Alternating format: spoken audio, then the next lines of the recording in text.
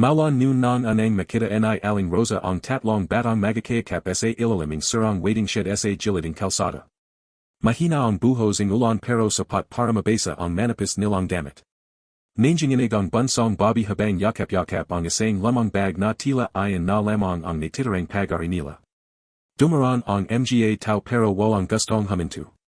May ilan pang tumatingin ng may awa, pero agad ding umalis na parang walang nakita. Si Aling Rosa ay pawi noon mula sa palank. Mabigat ang dala niyang dalawang supit ng gulay at konting ista na pagkakasayahin sa naya para sa isang linggong pagkain. 7 piso na lamang ang natatira sa bulsa naya at inaisip pa naya kung paano pagkakasayahin ang ulam hanggang katapusan. Pero nang mapadaan siya sa waiting shed at makita ang mga batang ayan, tila may kumarat sa puso naya. Huminto siya. Tulog ba ang mga magulang ninyo, mahanang tanong naya. Hindi agad sumagot ang panganay na lalaki. Mga 2 anyos marahil ito. Payat, marumi ang muka, at halatang ilang ara ng walang mayos na tulog. Pinoprotektahan nito ang dalawa niyang kapatid na tila takot baka may manikit sa kanila. Wala na pa sila, mahanang sagading bata. Napahinto sa Aling Rosa. Anoing ibig mong sabihin? Patay na pa sa papa, tapos sa mama pa, hindi na umuwi. Biglang nanikip ang dibdibing matanda. Napatingin siya sa dalawang batang kasama nito. Ang isa'y lalaking mga walong tong gulang na tahimik lamang habang nakayuko. Ang bunso na may halos 5 tong gulang pa lamang.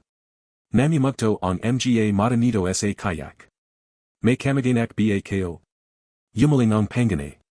Pinalayas pa kami ang itiyo, wala ra siyang pakakain sa amin. Hindi nakapagsalita sa Aling Rosa. Para siyang binalikan ang sarili niyang nakaraan. 20 taon na ang nakalipas mula nang mawala ang asawa naya. Hindi sila naganak. Simula noon, mag-isa na lamang siyang namyahe sa maliit na barong-barong sa dulawing baryo. Sanay na siyang kumain mag-isa. Sanay na rin siyang matulog na walang kausap. Pero sa anang pagkakatain matapos ang napakahabang panahon, may kakabang kirit na gumapang sa puso naya habang nakatingin sa tatlong batang ayan. Anoing pangalan ninyo? Ako PSI Marco. Ako PSI Joel, Sagat ing Ikalawa. Ako PSI Ana, Mahiye namang sabi ing bunso. En gimatay ng bahagya si Aling Rosa kayat nayak siya. Kailan pa kayo rito? Kagabi pa. Napapikit ang matanda. Ibig sabihin, magdamag na nasa ulan at lamig ang mga bata. Dahan-dahan niyang inalapag ang dala niyang supit. Binuksan naya ang isa at inalabas ang tinapay na sanay hapunan naya mamaya. Iniabat naya ayan sa mga bata. Magati-hati muna kayo. Parang hindi makapaniwala ang tatlo. Nanginginig pang tinanggap ni Ana ang tinapay bago agad kumain na tila ilang ara ng gutom. At dun tuliyang najarag ang puso ni Aling Rosa. Halika na, sabi naya. Nagtinginan ang magkakapatid. Esan pa. Sabahay kayo muna kayo. Pero pa, wala pa kaming pambayad. Napalya si Aling Rosa. Hindi kayo pinagbabayad. Tahimik na sumunod ang tatlo habang naglalakad sila sa maputik na don pawi sa maliit niyang bahay. Habang naglalakad, palihim na pinipunasan ng matanda ang luha naya. Hindi naya alam kung bakit sobrang sakit ang nararamdaman naya para sa mga batang ayan kaya kakakalala pa lamang nila. Pagdating sa bahay, agad niyang pinahanit ang natirang lugar mula kagabi. Kaya't county lang ayan, masaya naya ayang hinati para sa apat. Habang kumakin ang mga bata, palihim naya silang pinagmamastan. Ang panganay na si Marco ay pilit na inuuna ang mga kapatid bago ang sarili. Si Joel na may tahimik ngunit halatang mabait.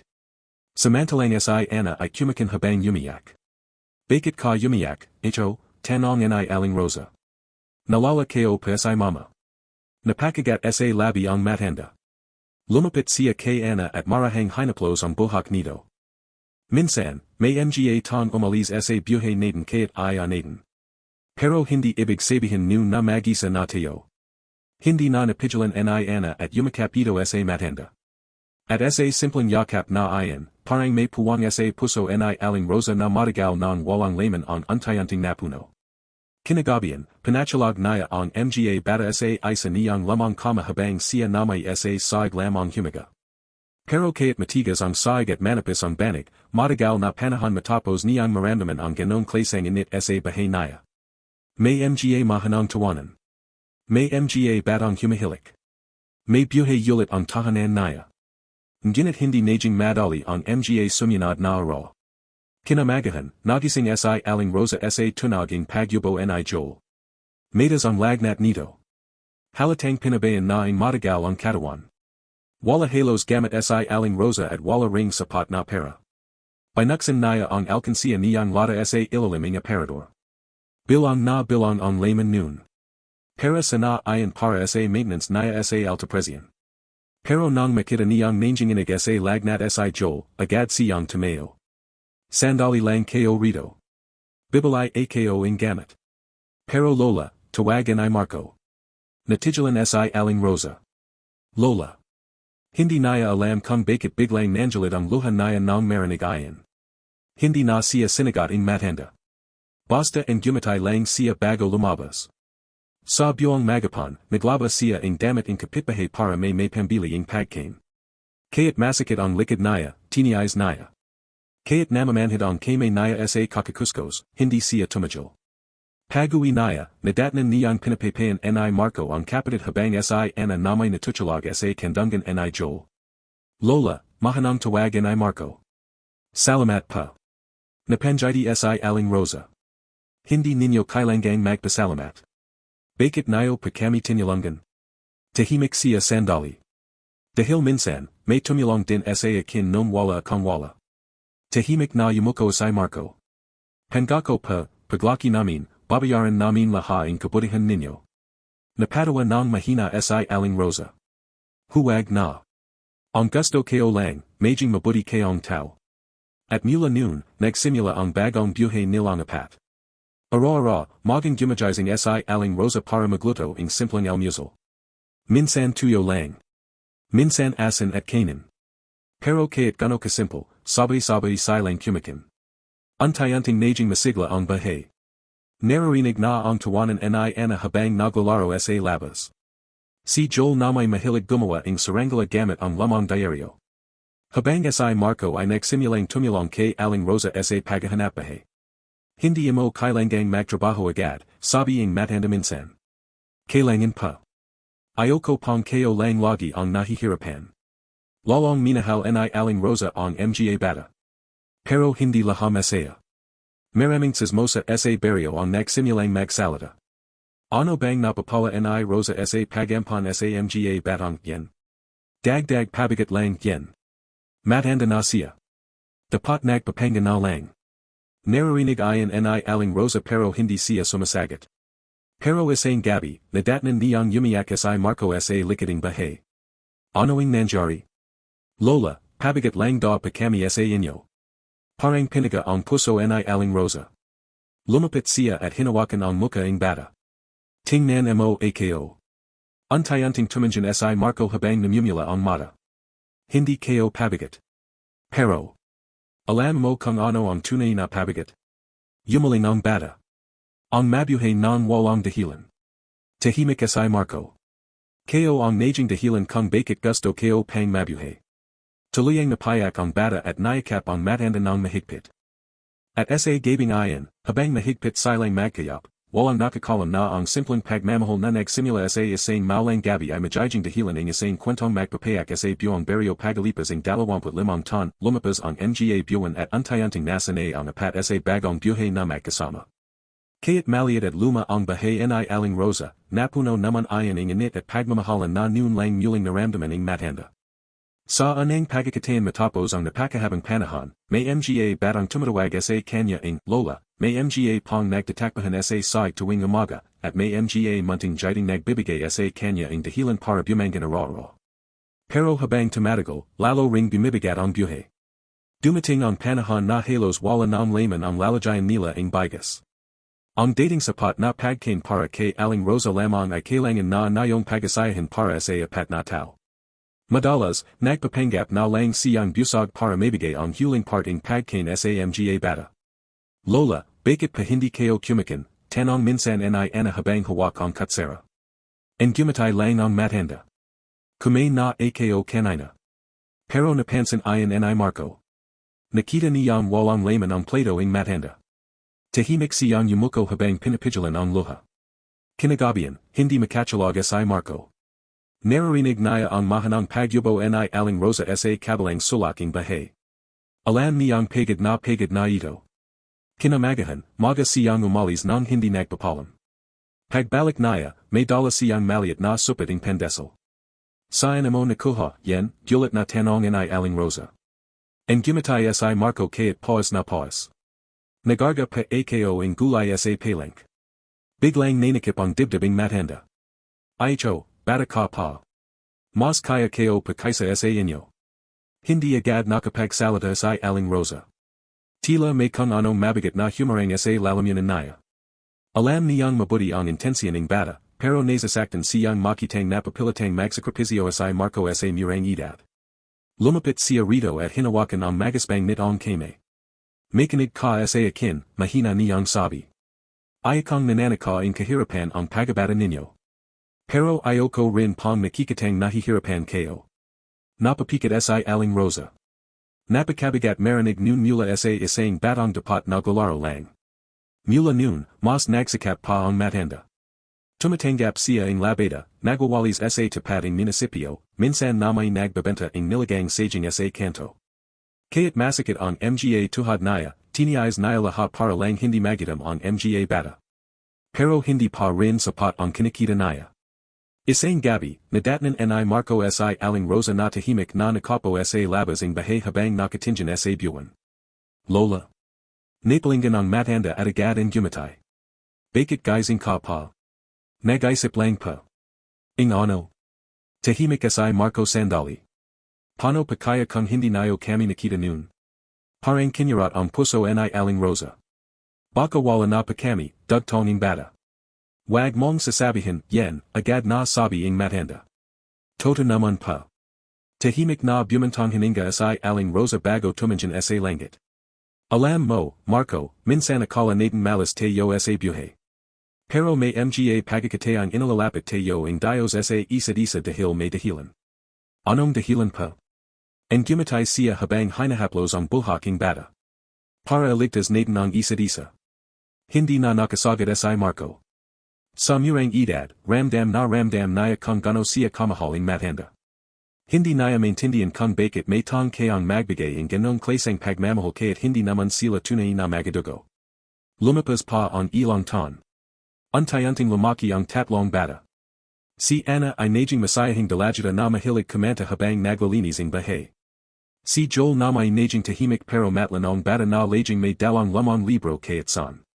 Samantalang si Marco ay lalong naging responsible. Labing-anim na taong gulang pa lamang siya pero halos siya na ang tumatayang halajay ang tahanan kapag may sakit si Aling Rosa. Isang hapon, habang naglalaba si Aling Rosa sa likod-bahay, bigla siyang nailo. Napahawak siya sa dibdib. Unti-unting lumabo ang paningin niya hanggang sa bumagsak siya sa lupa. Lola. Nagulat si Anna nang makita siyang nakahandase. Nataranta ang buong magkakapatid. Kuya. Si Lola. Mabilis na tumakbo si Marco papunta rito habang nanginginig. Lola. Gumising pa kayo. Mahina lamang ang paginga ng matanda. Halos mabili si Marco sa takot. Sa anang pagkakataon mula nang dumating sila sa buhay nito, naramdaman niyang maaari nila itong mawala. At ayaw niyang mangyari iyon. Agad nila itong dinala sa maliit na klinika sa baryo. Habang nasa bayahi, mahigpit na hawakan ni Anna ang kamay ng matanda habang umiyak. Wag pa kayong mawawala, please.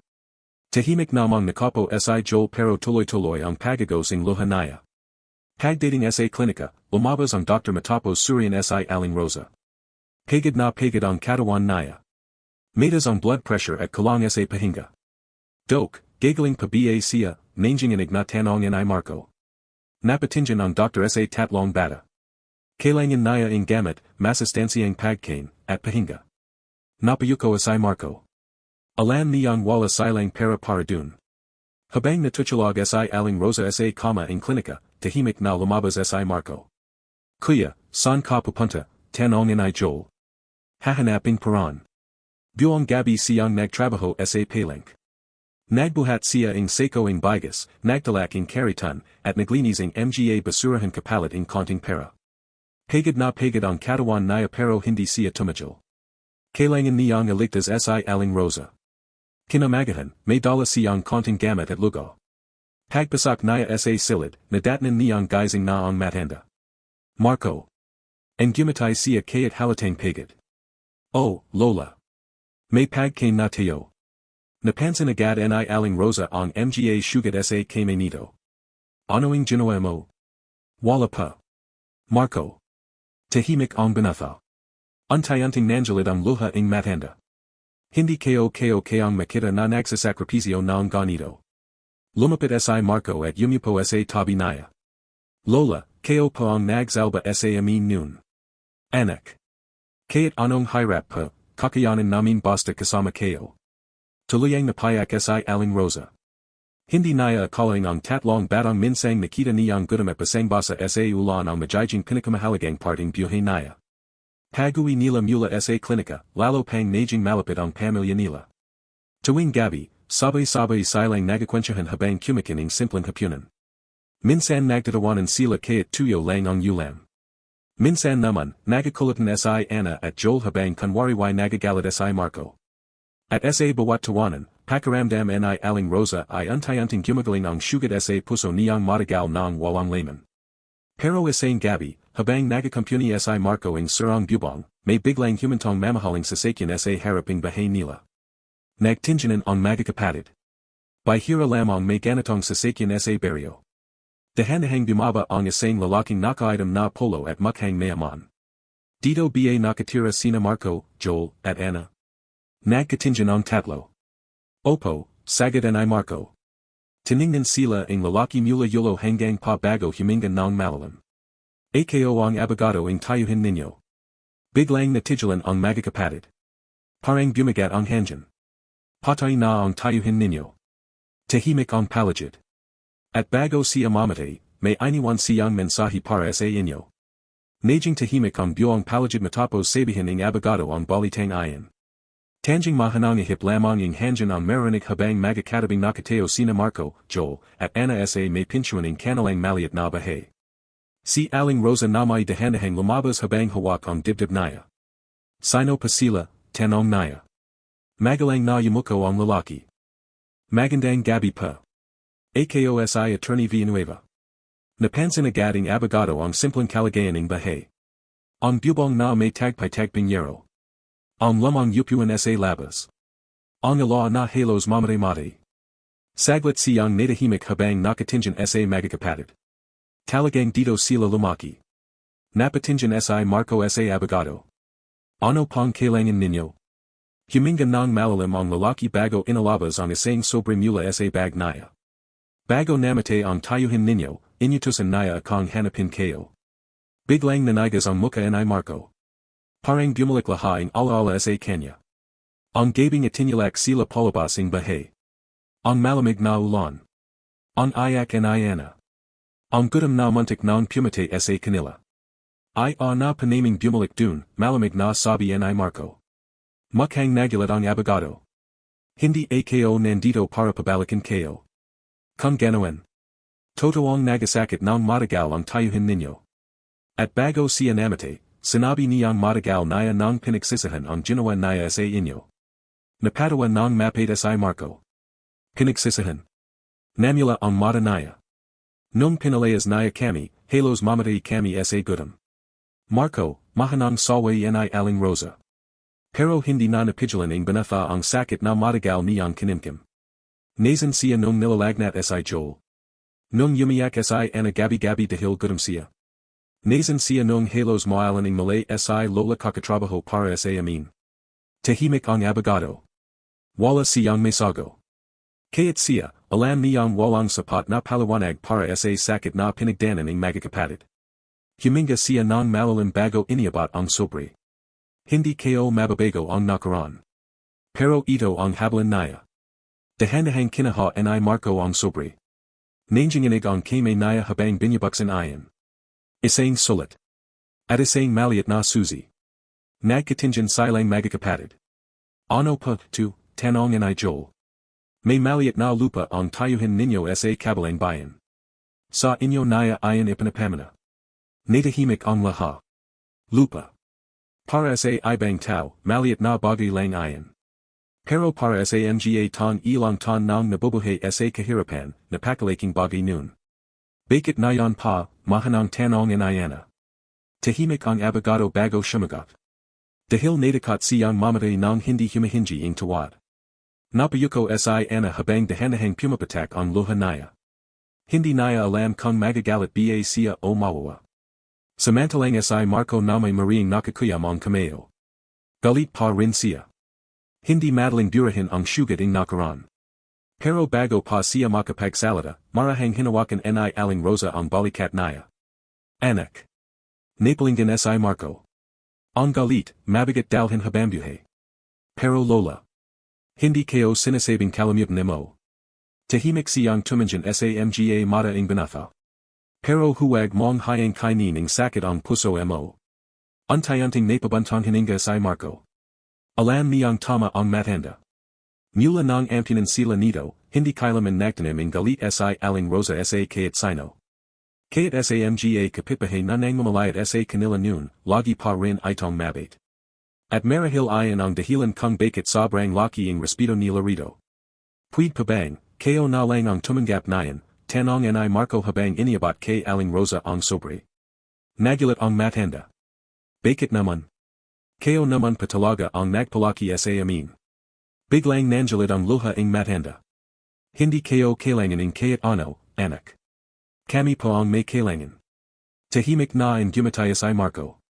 Kailangan naming masuklian kayat county ang laha ang ginawa ninyo. Napalya si Aling Rosa. Hindi naya inakalang marinig naya ang mga salitang ayon mula sa batang minsan niyang pinakain ng tinapay sa waiting shed. Kinagabihan, matagal silang nagyusap-yusap. Anang pagkakataon nilang pag-usapan ng buo ang nakaraan. Doon nalaman ni Aling Rosa ang mas masakit pang detalye ang buhay ang magkakapatid bago naya sila makita. Aksidente palang namatay ang ama nila sa construction site. Hindi nabigyan ng tamang kompensasyon ang pamilya dahil maharap lamang sila. Ilang buwan namang nagtrabaho ang ina nila bilang katulong sa Manila pero bigla na lang itong nawala. Walang sulat. Walang tawag. Walang balita.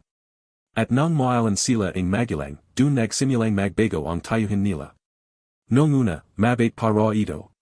Pero habang tumatagal, madalas na silang sigawan. Pinagdadamutan ng pagkain. Pinagtatrabaho. Hanggang sa isang gabing lasing ito at tuluyan silang pinalayas. Habang nagkwento si Marco, tahimik lang si Aling Rosa pero tuloy-tuloy ang pagagos ng luha naya. Hindi naya maisip paano kanaya ang tatlong batang ayan ang ganong klaseng sakit. Takot na takot pa ako noon, mahanang sabi ni Ana habang umiyak. Akala kayo mamamatay na kami. Agad siyang nayakap ni Aling Rosa. Hindi na mangyari yan habang kasama ninyo ako. At sa simpleng pangakong ayan, muling naramdaman ng magkakapatid ang seguridad na matagal nilang hinanap sa buhay. Makalipas ang ilang linggo, pinuntahan nila ang lupang iniwan ng tayuhin nila. Hindi ayan kalakihan. Isa lamang ayang lamang lupain na may maliit na bahay kubo sa gilid. Pero nang makita ayan ni Aling Rosa, tila may kung anong pag-asa na sumabol sa puso naya. Puwid tayong magtanim dito, masaya niyang sabi. At dun nagsimula ang bagong pangarap nilang pamilya. Tuwing umaga, sama-sama silang nagtatanim ng gulay. Si Joel ang nagdadalig. Si Ana naman ang nagalis ng demo habang kumakanta. Samantalang si Marco at Aling Rosa ang nagbangungkol ng lupa. Kaya't nakakapagod, masaya sila. Dahil sa anang pagkakataon, pakiramdam nila may kinabukasan silang inabangan. Antay-antay ring gumanda ang ani nila. Nakapagbenta sila ng gulay sa palengke. Kaya't maliit lamang ang kita, sapat ayan para makabili ang mas mayos na pagkain at gamit sa eskwela. At habang tumatagal, lalo pang napalapit kay Aling Rosa ang tatlong bata. Hindi na lang nila ito tinitingnan bilang tong tumulong sa kanila. Isa na talaga itong ina. Isang gabi, habang naghahaponan sila, biglang nagsalita si Joel. Lola. Ano yan? Kapag umaman pa ako paglaki, ipapagawa kayo ang malaking bahay para sa inyo. Napatawa si Aling Rosa. Talaga? Opo. Tapos hindi na kayo maglalaba. Ako rin pa, sabay Iana. Bibelhan ko ing maraming damit. Napanjiti ang matanda habang pinapakinggan ang mga bata. Pero si Marco ay tahimik lamang. Napansin iyan ni Aling Rosa. Bakit ikaw, Marco? Ano pangako mo? Nagangating tingin ang binatha. Tila seryoso ang mga mata nito habang nakatingin sa matanda. Hindi ko pa ko iwan. Biglang natahimik ang lahat. At hindi alam ni Aling Rosa kung bakit biglang kumarat ang puso niya sa simpleng pangakong iyan. Dahil sa kabuturan ng puso niya, alam niyang darating ang araw na kailangang lumapad ang mga batang iyan para tuparin ang mga pangarap nila. At kaya't ganon niya kamahal ang mga ito. Darating ang araw na maywan siyang mag-isa muli, lumapas ang mga ton na parang mabilis na agosing ilog. Untayanting nagbago ang dating tahimik at malungkot na bahay ni Aling Rosa.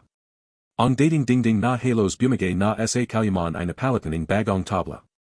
Ang bakurang dadiwai puro demo at putik lamang ay napuno ng tanim na gulay at mga bulaklak na inalagan ni Iana. At sa bawat sulaking bahay, marinig ang buhay, mga tawanan, kwentsahan, at pangarap. Pero habang lumalaki ang magkakapatid, mas lumalaki rin ang pangamba ni Aling Rosa. Hindi dahil sa pabigat ang mga bata. Kundi dahil alam niyang hindi habang buhay ay mananatili silang ganun kaliit. Darating ang araw na kailangan nilang umalis. At natatakot siyang dumating ang araw na iyan. Isang umaga, magang nagising si Aling Rosa dahil sa mahanang ingi sa labas. Paglabas niya, nadatnan niyang nagpupitaling kahoy si Marco kayat Madeline pa. Anak, bakit ang aga mo? Napalingan ang binatha at ingumatay. May pasok pa ako mamaya. Gusto ko na pang matapos, tu. Napatingin si Aling Rosa sa mga kame nito. Punong-puno na iyan ng kalyo. Hindi na ito mukhang kame ng isang binatilyo. Mukha na itong kame ng tong matagal ng pinagading buhay. Marco. Pa. Hindi mo kailangang akuin lahat. Yumaling siya habang patuloy sa pagputol. Kuya kasi ako. Pero anak ka rin. Natigilan ang binatha. Hindi agad siya nakasagot. Dahan-dahang lumapit si Aling Rosa at hinawakan ang mukha niya. Minsan, nakakalimutan mong bata ka pa rin. Biglang napayuko si Marco. Hindi niya alam bakit biglang bumigat ang dibdib niya sa mga salitang iyan. Sa totoo lang, matagal na niyang nakalimutang maging bata. Mula nang mamatay ang ama nila. Mula nang mawala ang ina nila. Mula nang maramdaman niyang kailangan niyang protektahan sina Joel at Anna. Pero sa harap ni Aling Rosa, minsan nararamdaman niyang pwede siyang humintikay at saglit. Na pwede siyang mapagod. Na pwede siyang umiyak. Kinagabihan, habang kumakan sila, masayang ay kinawento ni Joel na isa siya sa pinakamatas sa class nila. Talaga, masayang sabi ni Aling Rosa. Opo. Sabi ang teacher ko pwede ra pa kang makakuha ang scholarship balang araw. Agad na lumiwanag ang mukha ng matanda. Totobiye, yen. Tumango si Joel habang nahihiyang ang gumatay. Biglang nalyaha si Aling Rosa. Hindi niya may paliwanag ang saya sa puso niya. Nung anang makita niya ang tatlong batang iyan sa waiting shed, hindi niya inakalang darating ang araw na marinig niya ang ganitong klaseng balita. Ang gagaling ninyo, mahanang sabi niya habang pinupunasan ang luha. Ako rin pamajajing singer balang araw, sabi ni Anna habang nakangiti. Napatawa silang lahat. Kaya't sinsyonado ka minsan, pangazar ni Marco. Kuya naman. Nagtawanan sila. At habang pinagmamasdan sila ni Aling Rosa, tahimik siyang napanjiti. Ito ang pamilya na matagal niyang ipinagdasal kaya't hindi niya alam. Ngunit hindi lahat ang araw ay masaya. Dumating ang panahon na bumagsak ang presyo ng gulay sa palengke. Halos wala silang kanita sa ilang buwang pagtatanim. Dumagdag pa ang sunod-sunod na bagyo na sumara sa tanim nila.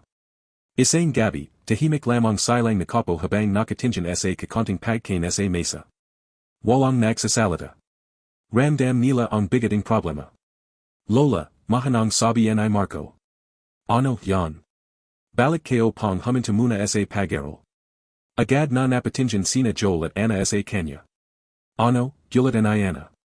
Kuya, bakit, tanong ni Joel. Tahimik si Marco bago sumagot. Kailangan nating kumita. Hindi, agad na sabi ni Aling Rosa.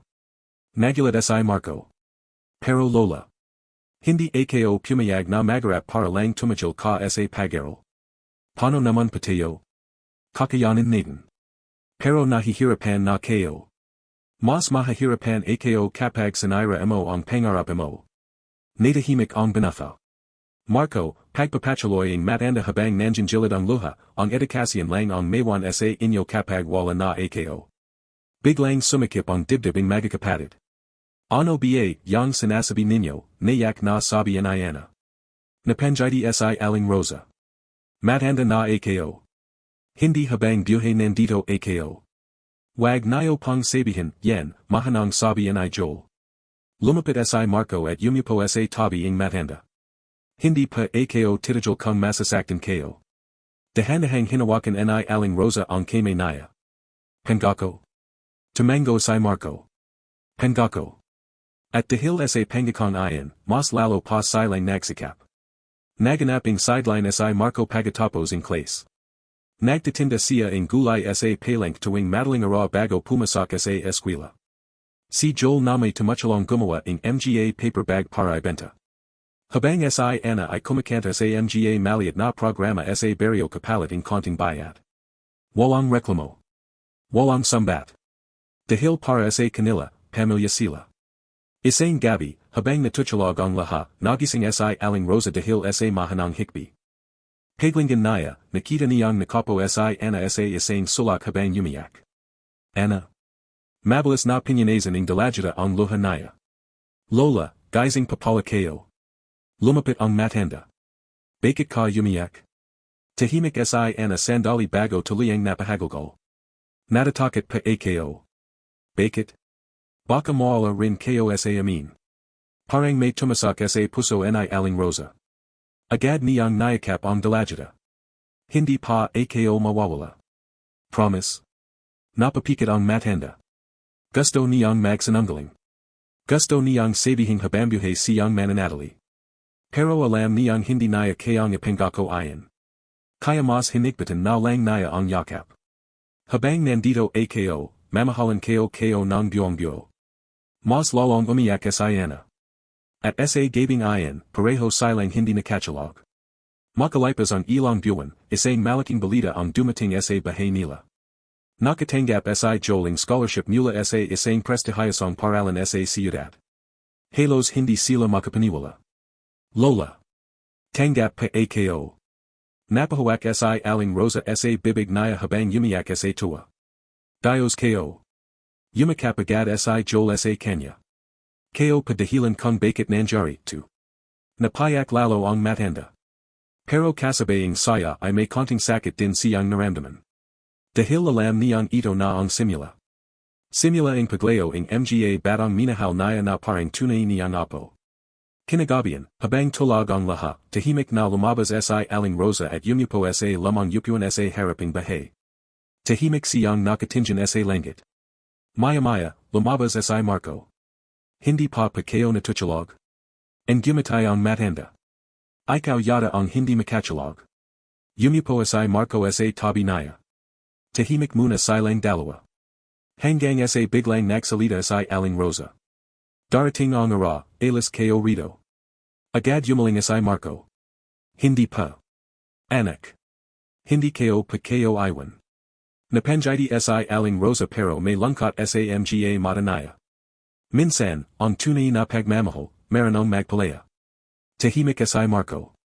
Kapag dumating ang panahon na kailangan ninyong sundan ang mga pangarap ninyo, gusto kong umalis kayo ng walang guilt. Pero pamilya namin kayo. At dahil pamilya ninyo ako, gusto kong makita kayong matagumpay. Hindi nakapagsalita si Marco. Tumingin siya sa matanda at dun niya anang napansin kung gano na ito katanda. Mas marami na ang puting buhok. Mas halata na ang kulubat sa muka. Mas mabagal na rin itong maglakad. At dun biglang sumikip ang dibdib niya. Dahil sa anang pagkakatayan. Natakat siya sa posibilidad na balangara, baka hindi na niya ito mabutin, mula nang matanggap ni Joel ang scholarship sa siyudad, tila untayanting nagbago ang takbo ang buhay nilang pamilya. Mas naging abla ang bawatara sa paghahanda para sa pag-alis nito. Kaya't simpleng gamit lamang ang meron sila, pinalit ni aling Rosa na may handa ang lahat para sa bagong yugto in buhay bata. Tuwing gabi, tinatahay niya ang lamang polo ni Marco para magasaya kay Joel. Ang dating kupas na bag ay nilagayan niya ang bagong zipper gamit ang natatira niyang sinulid. Kaya't hirap ang mga mata niya sa pagtatahi, hindi siya tumigil. Isang gabi, nadatnan siya ni Joel na inabating madaling ara habang nananahi. Lola, bakit hindi pa kayo natutulog? Napanjidi ang matanda kaya't halatang pagod. May inayos lang ako. Lumapit si Joel at nakita ang polo. Kay kuya put yen dadi. Boo. Mayos pa naman. Biglang namula ang mata ng bata. Hindi nayo pakailangang gawin lahat to. Huminto si aling Rosa sa pananahi at marahang hinawakan ang pisanji niya. Hayan mo akong maranasan maging lola. Hindi na nakapagsalita si Joel. Dahan-dahan siyang yumakap sa matanda. At habang yakap niya ito, tahimik siyang nangako sa sarili. Balang ara, ayahan niya sa hirap si aling Rosa. Kailangan niyang masuklian lahat ang sakripisyo nito. Dumating ang ara ang pag-alis ni Joel. Madaling ara pa lang ay gising na ang lahat. Tahimik lamang silang naghahanda dahil ramdam nila ang bigat ng sandaling iyan. Si Anna ay pilit na ang gumatay habang tinutulungan ang kapatid magampake. Samantalang si Marco naman ay tahimik lang na nakapo sa labas habang nakatitig sa lupa. Hindi niya mapaliwanag ang nararamdaman niya. Masaya siya para kay Joel. Pero pakiramdam niya, untay-untay nang nababawasan ang ingi sa bahay nila. Pagdating ng bus terminal, mahigpit na yakapan agad ang nangyari. Mag-aral kang mabuti ha, nayak na sabi ni aling Rosa. Opo, Lola. At kumain ka sa tamang oras. Opo. Magingat ka lagi. Tumango si Joel pero hindi niya na napigilan ang luha niya. Bigla niyang nayakap ng mahigpit si aling Rosa.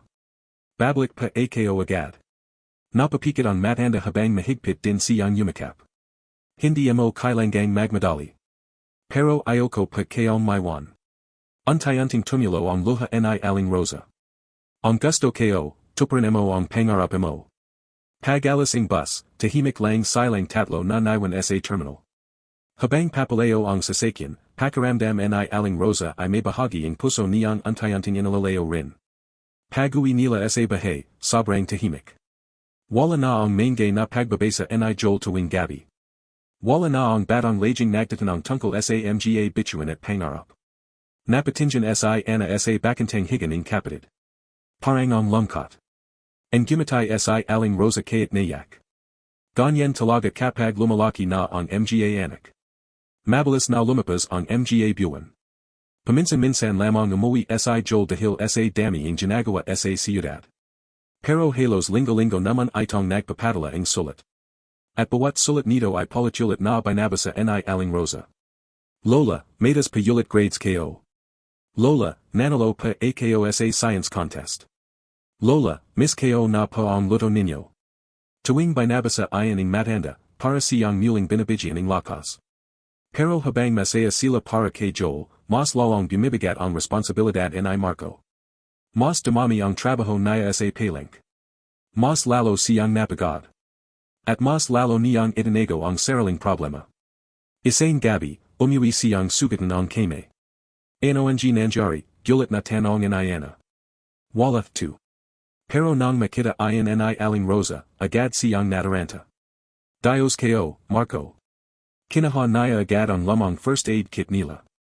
Habang nilalinis niya ang sugat ng banafa, napansin niyang nangying inagito sa pagod. Kailan ka huling nagpahinga? Tahimik si Marco. Anak. Kailangan panating mabuhay. Biglang namuo ang luha sa mata ni aling Rosa. Hindi mo kailangang sirain ang sarili mo para dun. Kung hindi pa ako kikilos, paano tayo? Napahinto ang matanda. Hindi niya alam paano sasagutin ayan. Dahil toto naman. Mahina na siya. At untay-untay na si Marco ang umako sa lahat. Kinagabihan, habang natutulog ang magapatid, tahimik na umiyak si aling Rosa sa sulaking bahay.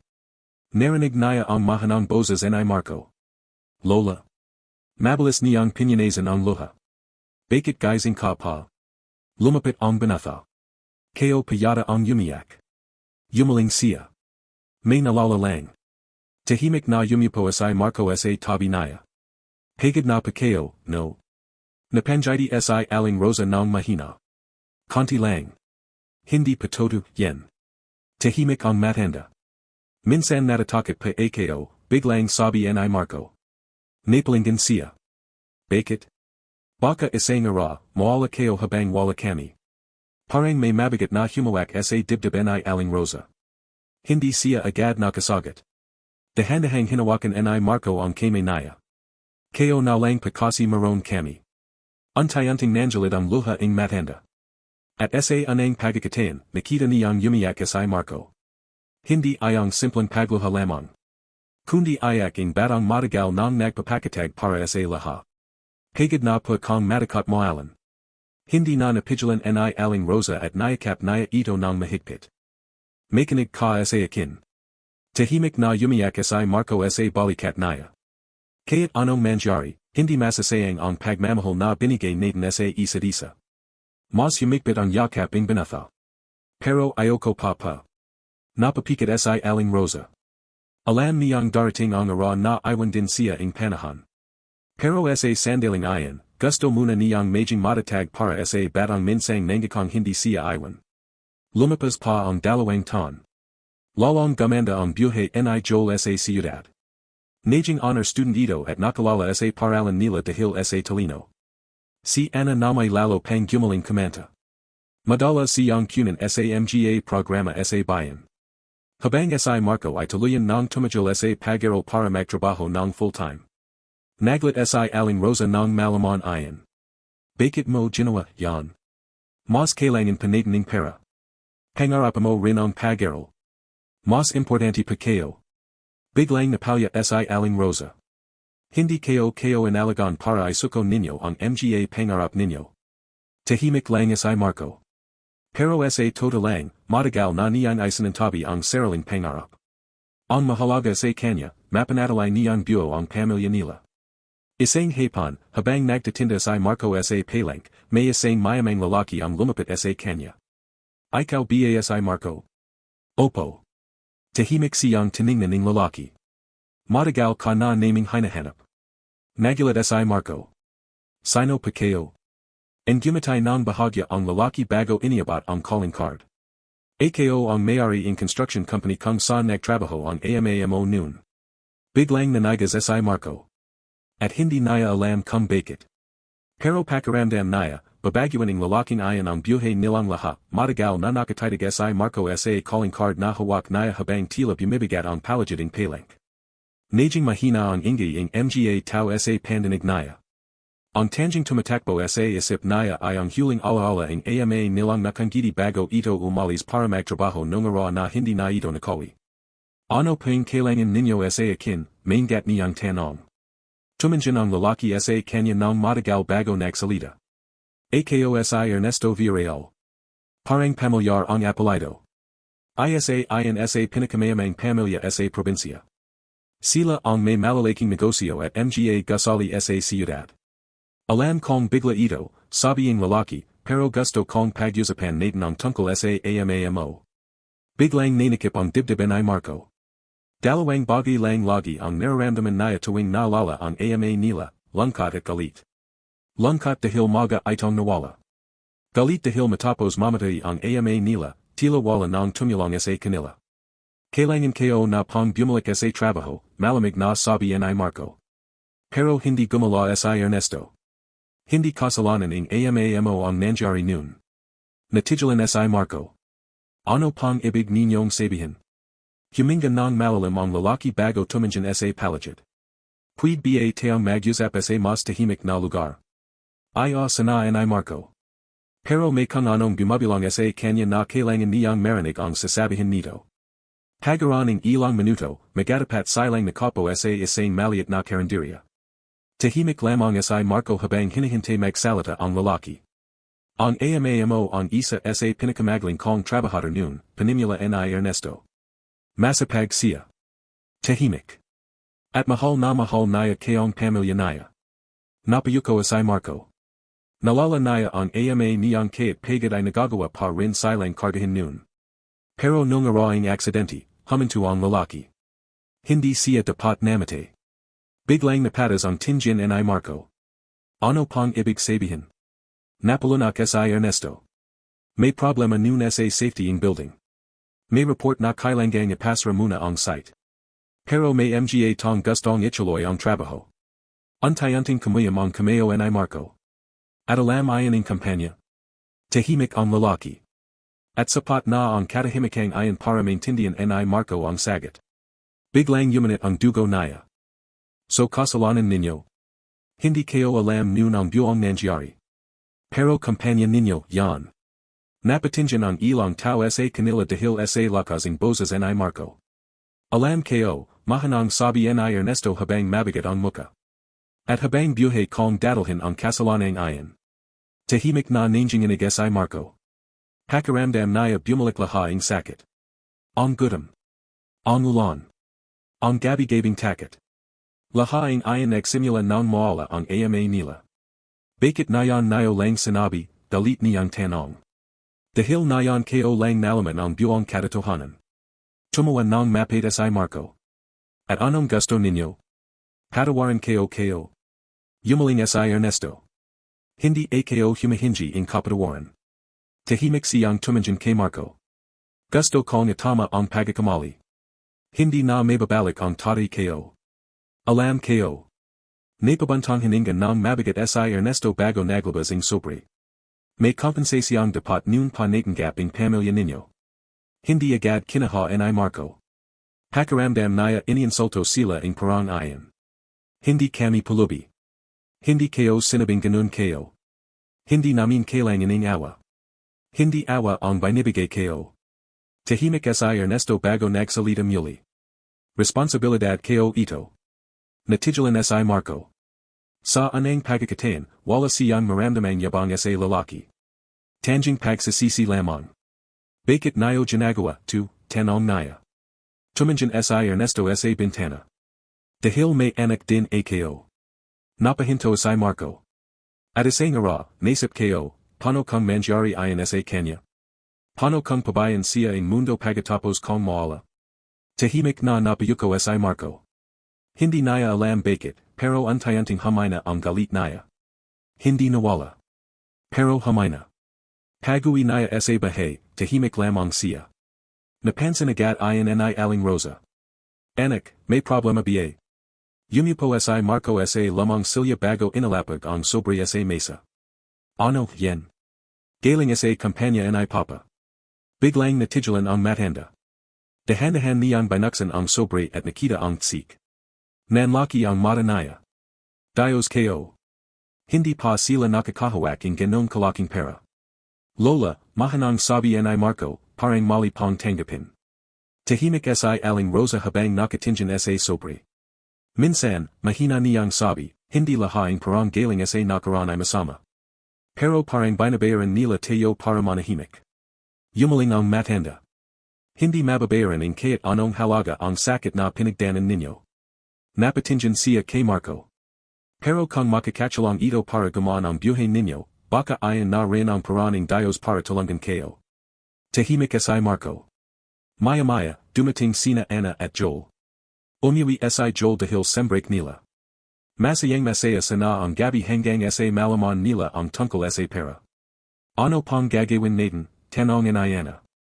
Pwede na tayong magpagawa ng bahay, excited na sabi ni Joel. Pero si Marco ay tahimik pa rin. Napansin iyan ni Joel. Kuya. Inisip kayo lang kung deserve ba natin to. Agad nagsalita si Aling Rosa. Anak. Napalinggan siya. Matagal ng deserving pamilya ninyo ang mabuhay ng mayos. Biglang natahimik ang lahat. Dahil alam nilang todo iyan. Ilang ton silang nagarap. Ilang ton silang lumaban para lang mabuhay. At marahil, anang pagkakataon pa lang ito na may magandang dumating sa buhay nila. Sa mga sumunod na buwan, untayanting nagbago ang buhay nila. Napayos ang bubong. Nagaroon sila ang mas mayos na higan. Nakabili ang gamit si Aling Rosa ng hindi kinakailangang mangutang. At sa anang pagkakataon, nakatang ang gumatay ng maluwag ang matanda habang kumakan sila ang sabay-sabay. Ang sarap pala ang may sapat na pagkain, pabarong sabi ni Ana. Napatawa silang laha. Pero habang mas gumagan ang buhay nila, may isang bagay namang unti-unting bumibigat sa puso ni Aling Rosa. Mas madalas na siyang hinggalan. Mas madalas na rin sumakit ang dibdib niya. Pero palihim niya ayang itnatago. Ayaw niyang magalala ang mga bata. Isang madaling araw, nagising siya dahil sa matinding pananakit ng dibdib. Napahawak siya sa pader habang hirap huminga. Pilit niyang panigilan ang pagyubo para hindi magising ang iba. Pero pagbukas niya ang pinto para kumuha ng tubig, nadatnan siya ni Joel. Lola. Nagulat ang matanda. Bakit gising ka? Pero hindi nakasagad si Joel. Namutla siya nang makita kung gano kahina si Aling Rosa. Kuya. Gumising ka. Agad bumangan sina Marco at Ana. Nataranta silang laha.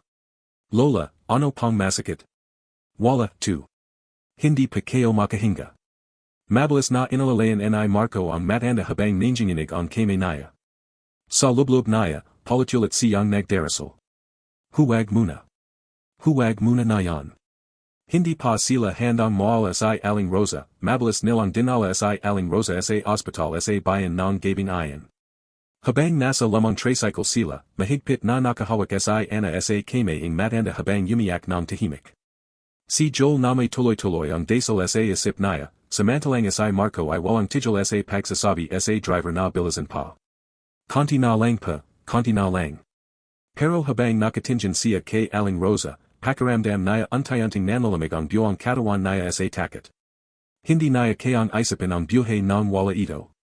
Pagdating sa ospital, agad dinala si Aling Rosa sa emergency room. At dito lang muna kayo, sabi ng nurse. Hindi agad gumala ang magkakapatid. Pakiasap pa, alagaan ninyo siya, nanginginig na sabi ni Ana. And gumatay ng bahagya ang nurse. Gagawin namin ang lahat. Naiwan silang tatlo sa labas ng emergency room. Tahimik. Walang nagsasalita. Tanging ala lamang ng ospital at tunog ng mga yapak ng nurse ang marinig. Biglang yumupo si Joel habang nanginginig ang balikat. Kuya. Napalinggan si Marco. Pipano kung may manjari kay Lola. Hindi agad nakasagad si Marco. Dahil ayon din ang tanong sa isip niya. At natatakot siyang marinig ang sagot. Maya-maya, lumabas ang doktor. Agad silang tumayo. Dok, kumusta pa siya, mabilis na tanong ni Marco. Huminga ng malalim ang doktor bago nagsalita. May problema sa puso si Aling Rosa. Parang biglang huminto ang mundo ng magkakapatid. Malala pa ba, mahanang tanong ni Ana. Tahimik sandali ang doktor. Matagal na niyang pinapabayan ang kondisyon niya. Napapikit si Marco. Nalala niya lahat ang gabing inubo si Aling Rosa. Lahat ang pagkakataang sinasabing, pagod lang. Lahat ang pagkakataang inuuna sila nito kaysa sarili. Dok, gagaling pa ba siya, nanginginig na tanong ni Joel. Kailangan niya ang maintenance, pahinga, at iwas sa sobrang pagod. Napalya si Ana. Kasalanan natin, too. Ano ka ba, agad na sabi ni Marco. Kung hindi dahil sa atin, hindi sana siya napagod ng ganito. Biglang natahimik si Marco. Dahil kaya't ayaw niyang aminin. May parte sa kanya na ganun din ang inisip. Pagaraning ilang oras, pinayagan silang makita si Aling Rosa. Mahina itong nakahiga sa kama habang nakakabit ang dextrose. Nginit nang makita niya ang tatlo, agad siyang gumatay.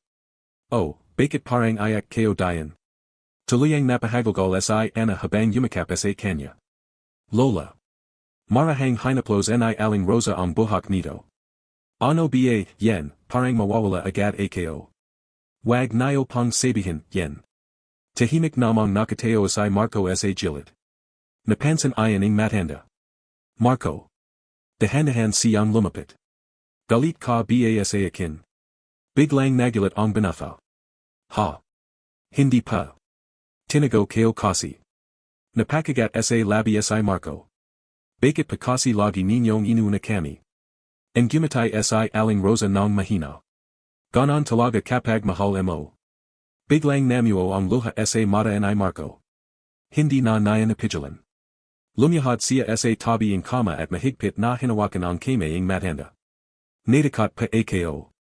Tahimik si Aling Rosa habang pinagmamasdan siyang umiyak. Sa lahaing ton na lumapas, by hira niyang makitang magbakita in kahinan si Marco. Laging matatag. Laging matapang. Pero sa sandaling ayan, muka yulat itong batang takit maiwan. Hindi pa ako alis, mahanang sabi ing matanda. Promise. Napanjiti siya kayat mahina. Promise. Makalipas ang ilang ara, nakawi rin si aling Rosa. Mas najing maingat na ang magkakapatid. Na nilang mapagod ito. Si Ana na ang nagluluto. Si Joel ang naglalinis ng bahay. Habang si Marco na may halos nang pahawakan ng mabibigat na bagay ang matanda. Ano ba kayo, natito ang sabi ni aling Rosa minsan. Para na akong reyna rito. Dapat lang pa, sagad ni Ana. Pero kaya't masaya silang magkakasama, may isang bagay na hindi nila napapansin. Untayanting lumalayo si Marco sa sarili niyang pangarap.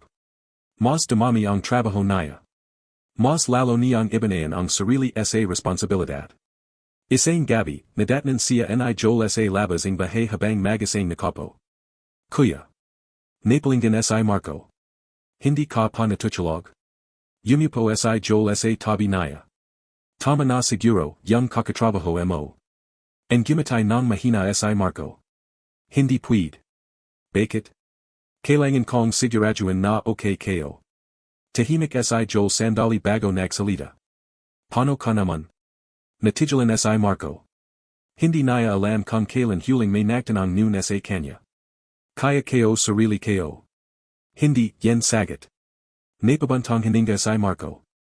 Kapag naging successful kayong dalawa ni Ana, okay na kayo. Biglang sumikip ang dibdib ni Joel. Kuya, may pangarap ka rin. Tahimik si Marco. Matagal bago siya nagsalita. Dati gusto kong maging engineer. Napalingan si Joel. Anang beses niya ang narinig. Bakit hindi mo tinuloy? Napatawa ng mahina si Marco pero puno ayan ng lungkot. Kailangan kong maging kuya. Tahimik na yumuko si Joel. Dahil alam niyang todo ayan. Kung hindi nagsakripisyo si Marco noon, baka hindi siya nakapag-aral. Hindi rin sana comfortable si Ana. Hindi rin sana nakapagpahinga si aling Rosa kaya't papano. Pero kapalit noon. Untayanting nawala ang sariling pangarap ng kuya niya. Kuya, mahanang sabi ni Joel. Bawang ara, tutuparin din natin pangarap mo. Napanjiti si Marco. Matanda na ako noen. Hindi. Tahimik siyang tiningnan ni Joel. Hindi pa huli para sumaya ka rin. Hindi nakasagad si Marco. Dahil sa todo lang. Hindi na niya malala kung kailan siya huling nangarap para sa sarili niya. Makalipas ang ilang buwan, dumating ang pinakamalaking balita sa buhay nila. Nakatanggap si Joel ang offer para mag-aral sa Manila sa ilalim ng isang malaking scholarship program. Kasama ang allowance. Tirahan. At oportunidad para makapagtrabaho sa ibang bansa balangaro. Halos hindi makapagsalita si aling Rosa sa tuwa. Dios ko. Joel. Napayak si Ana habang tumatalan sa saya. Pero si Marco ay tahimik lang. At napansin ayan ni aling Rosa.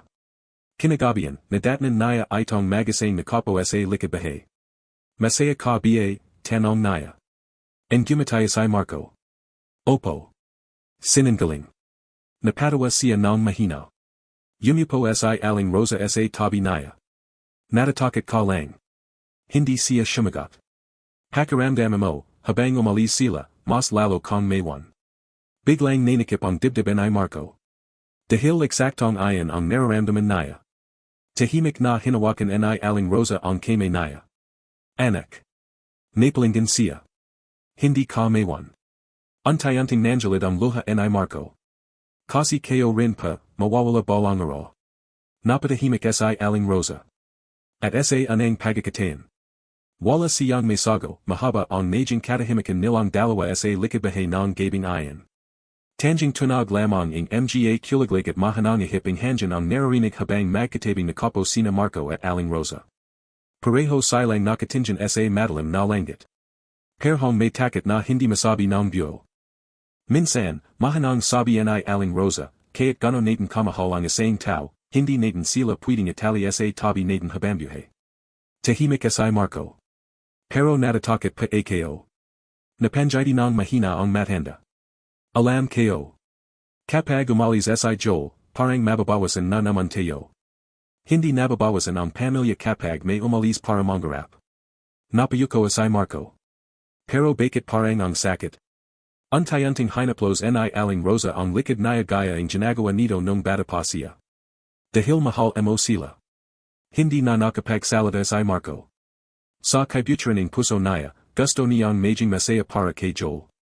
Gusto niyang suportahan ang pangarap nito.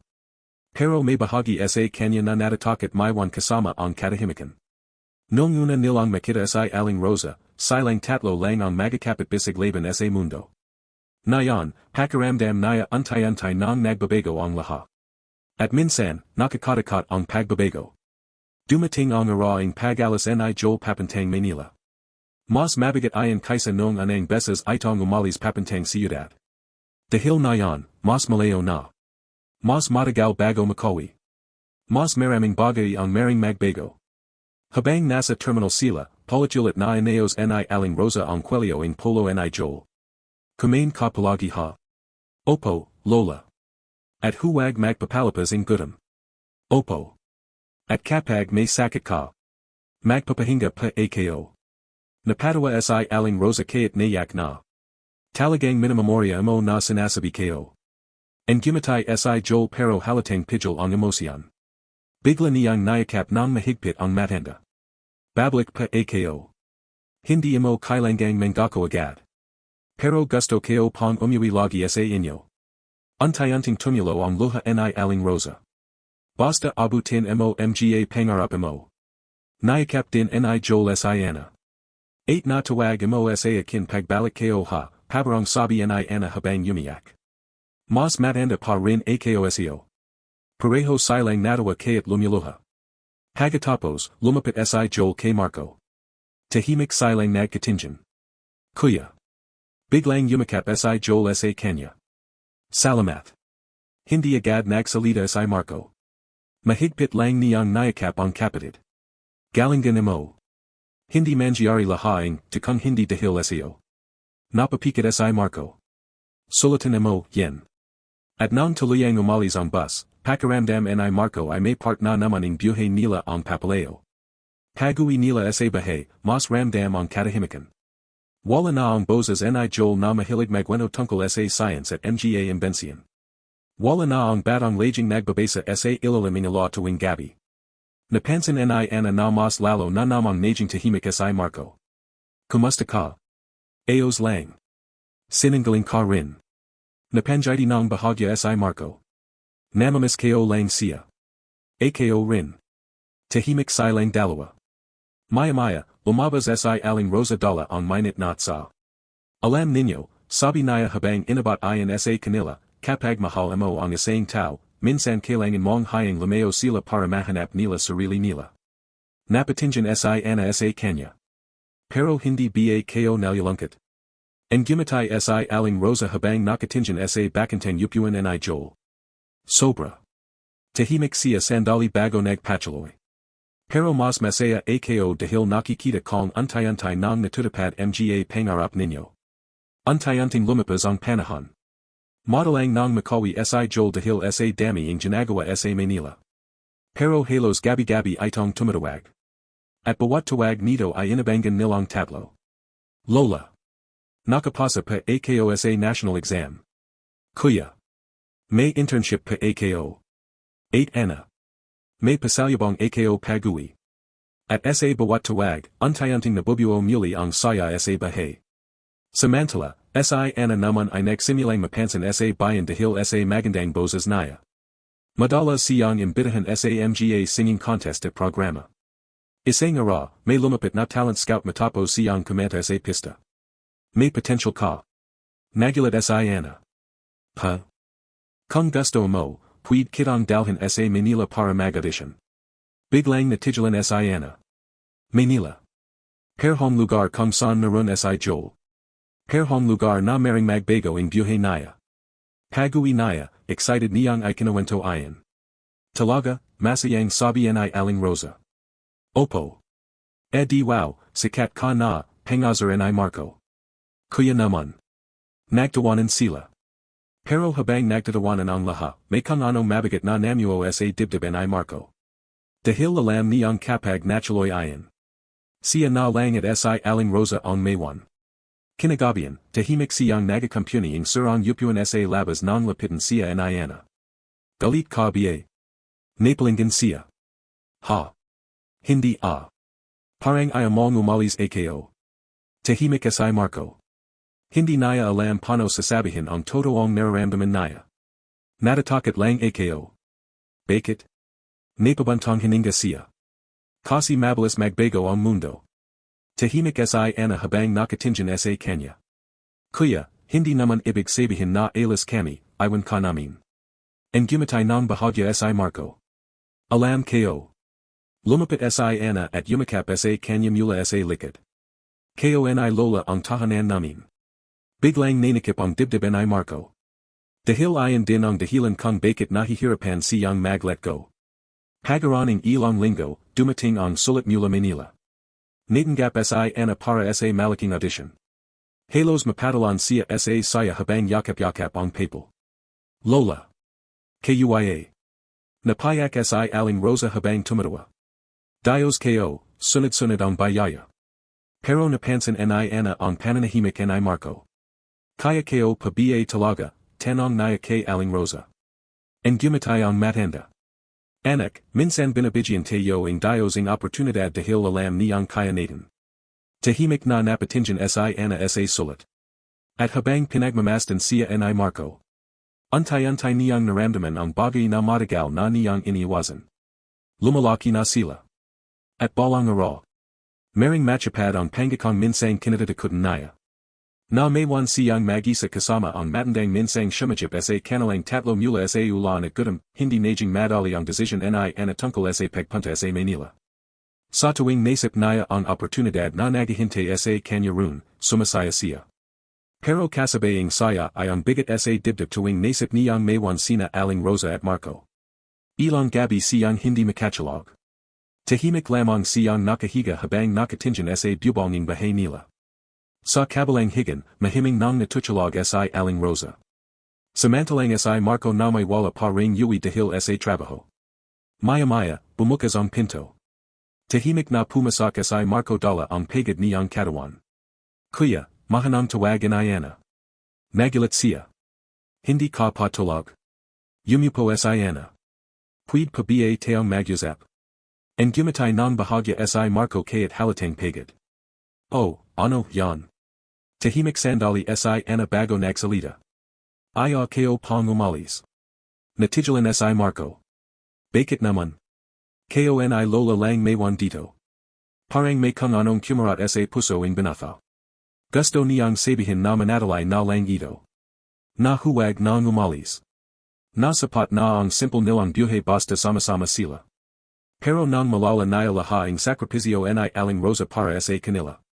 Hindi niya kayang maging dahilan para mapigilan ang pangarap ng kapatid niya. Kailangan mong pumunta. Napatingin si Ana. Pero. Hindi ibinibigay ng Diyos ang oportunidad para sa anjan lang. Namula agad ang mata ni Ana. Hindi niyo pa ako mamamis. Napanjidi si Marco kayat mabigat ang dibdib niya. Sobra. Lumapit si Ana at nayakap siya. Pangako bablik ako lagi. Mahigpit siyang nayakap ni Marco pabalik. Hindi mo kailangang mangako. Kinabukasan, habang nagamusal sila, masaya si aling Rosa habang pinaplano ang mga kailangan ni Ana sa Manila. Kailangan mo ang mayos na damit. Saka sapatos, dagdag ni Marco. Ay naku, baka pagdating dun maging artista na yan, natutawang sabi ni aling Rosa. Lola naman. Nagtawanan silang lahat. Pero maya-maya, biglang napahawak sa dibdib si aling Rosa. Agad natigil ang tawanan. Lola. Mabilis na inalalayan ni Marco ang matanda. Okay lang ako, na ilo lang. Pero halatang namumutla ito. Nagpapagod na naman pa kayo, nagilalang sabi ni Ana. And gumatay ang matanda. Excited lang ako para siyo. Hindi mapakali si Marco buong araw. Habang nagtatrabaho siya sa palank, Politulit bumablik sa isip niya ang muka ni aling Rosa kanina. Mas madalas na itong hindalan. Mas madalas mapagat. At kayat iya niyang isipin. Ramdam niyang humahina na talaga ito. Pag-uwi naya, nadatnan niyang natuchalog si aling rosa sa upuan habang may hawak na tinatahay para kayana. Dahan-dahan siyang lumapit. Napanjiti siya habang pinagmamastan ang matanda. Kaya't mahina na ang katawan nito, inuuna pa rin nila.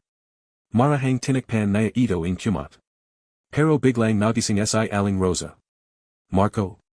Bakit hindi pa kayo nagpapanga? Ang gumatay siya ng mahina. May tinatapos lang ako. Yumupo si Marco sa tabi niya. Tahimik muna sila. Hanggang sa biglang nagsalita ang matanda. Takot ka na naman. Napalingan siya. Halata pabiye. Mula bata ka, hindi ka maranang magtago ng sakit. Napanjiti ng bahagya si Marco. Pano nayo panalalaman lagi. Dahil pinalaki kita. Biglang nanikip ang dibdib naya. Hindi naya namalayang antay-antay ng namumuo ang luha sa mata naya. Lola. Pano pa kapag nawala kayo? Tahimik si aling rosa. Hindi agad siya sumagot. Sa halip, hinawakan naya ang kamay ni Marco. Nalala mo knowing una tayong nakita. Tumango siya. Basang basa kayo sa ulan. Napanjiti si Marco ng mahina. At gutom, dagdag naya. Natawa sila pareho kaya't may lungkot. Akala kayo noon, magisa na ako habambuhay, mahanang sabi ng matanda. Napatinjan si Marco sa kanya. Pero dumating kayong tatlo. Antay-anting nanjalid ang luha naya. At binigyan ninyo ulit ang kulay ang buhay kayo. Tayo pa ang dapat magpasalamat. Yumaling si aling rosa. Hindi mo naintindihan, anak. Tahimik siyang tumanjan kay Marco. Bago kayo dumating, hinihintay kayo na lang matapos buhay kayo. Parang cynical ang dibdib ni Marco. Lola. Pero dahil sa inyo, natuto akong maging masaya ulit. Hindi na napigilan ni Marco at yumakap siya rito ng mahigpit. Ayaw kayo pa pang maala kayo. Mahanang hinaplos ni aling rosa ang likod naya. Kapag dumating man ang araw na maala ako. Wag pa. Makinig ka muna. Tahimik na yumiyak si Marco. Kapag dumating man ang araw na ayan, gusto kong tandem mong hindi kayo naging pabigat sa buhay kayo. Mas lalo siyang napayak. Kayo ang pinakamagandang nangyari sa akin. Hindi na nakapagsalita si Marco. Sa buong buhay naya, bahira siyang makaramdam na mahalaga siya. Pero kay aling rosa. Pakaramdam naya sapat siya. Kinabukasan, dumating ang araw ng pag-alis ni Ana. Mas emosyonal ayon kaysa inasahan nila. Habang nasa terminal, hindi tumatigil sa pag-iyak si Ana. Parang ayoko na pa. Tingnan mo na naman, natutawang yumiyak na sabi ni aling rosa. Ikaw pa may ayaw umalis. Kasi. Lumapit si Marco at ineos ang bag nito. Proud kami siyo. Paano kayo rito? Kaya namin sarili namin. Napatinjan si Ana kay aling rosa. Lola, alagaan nayo sarili ninyo ha. Ang gumatay ang matanda. Naman. Promise. Promise. Mahigpit silang nagyakapan bago tuliyang sumakay si Ana sa bus. Habang papaleo ang sasakyan, tahimik lang sina Marco at aling rosa. Pag-uwi nila sa bahay. Sobrang tahimik. Halos marinig na nila ang tunog ng orasan. Wala na ang kantahan ni Ana habang nagluluto. Wala na ang kulit nito sa umaga. Nayon. Dalawa na lang sila. Isang gabi, habang kumakan sila ang hapunan, biglang nagsalita si aling rosa. Ang bilis lumaki ang mga bata. Ang gumatay si Marco ng mahina. Opo. Tanda mo to ha. Napalingan siya. Hindi sukatan ng pagmamahal kung gano kahigpit mo silang hinahawakan. Tahimik siyang nakinig. Minsan, mas mahal mo ang tao kapag hinahain mo silang lumapad. Napabantang hininga si Marco. Ang hirap pa. Totu.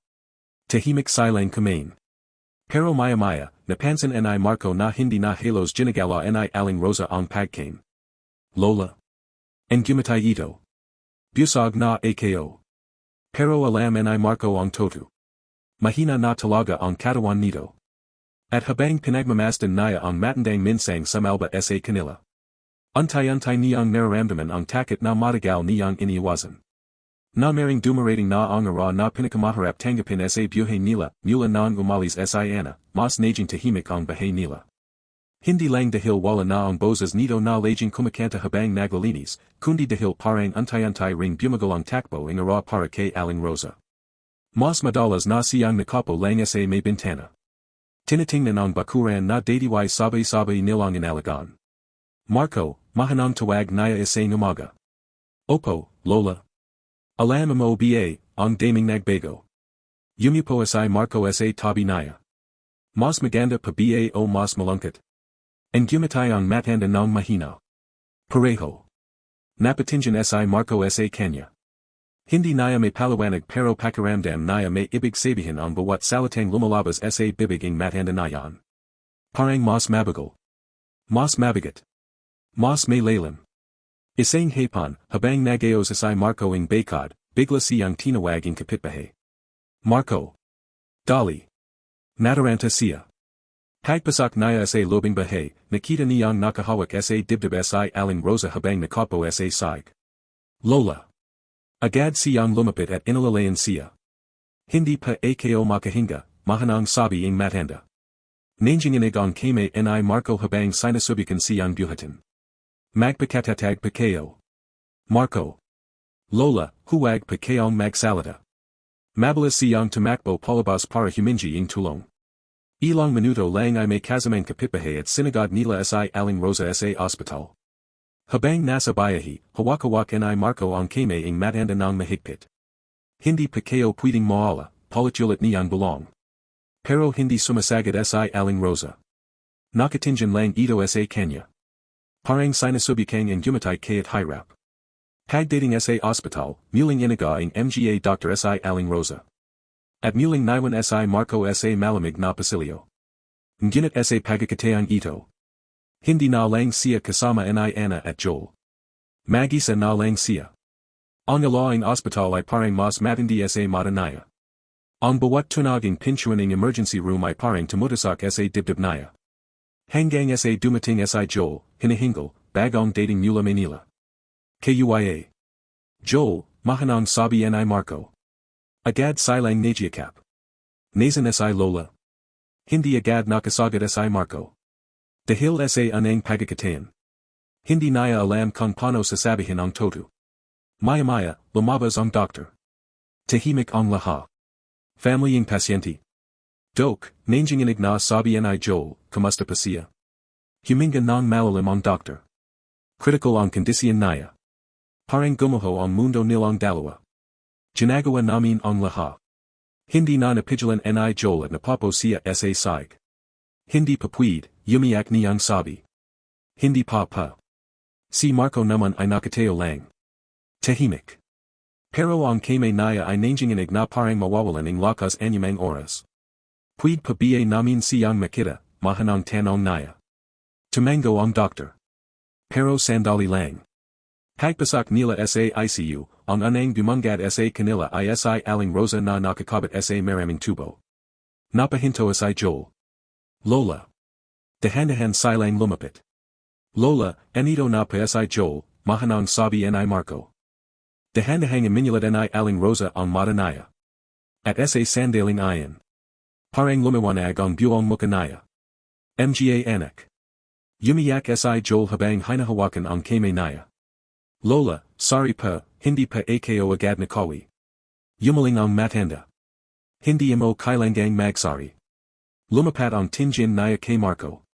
Anak. Lola. Ang gumatay siya ng mahina. Ang lalaki mo na. Napapikit si Marco habang umiyak. Kayo pa, bakit niyo kami iniwaning ganito? Napahawak sa kamay niya si Aling Rosa. Hindi kayo iniwan. Lola. Pakinggan ninyo ako. Tahimik ang silid. Kapag wala na ako. Agad na yumaling si Joel. Wag pa. Pero mahanang hinawakan ni Aling Rosa ang kamay nilang dalawa. Magkakahiwalay man kayo ang landas, huwag ninyong kakalimutan kung saan kayo nagsimula. Umiyak si Marco. Hindi kayo pakakayanan. Kanayan ninyo noon, kakayanan ninyo ulit. Napapikit ang matanda. Proud ako sa inyo. At sa mga salitang ayan. Parang may huminto sa oras. Biglang bumalis ang monitor.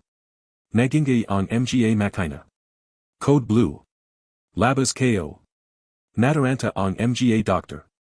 Hinala sina Marco at Joel Palabas. Lola, siga ni Joel. Lola, siga ni Marco. Pero sarado na ang pinto. At sa kabilang side. Si Aling Rosa ay nilalabanan ang huling sandali ng kanyang buhay. Habang sa labas. Dalawang batang minsang kanyang sinajip mula sa ulan at gutom.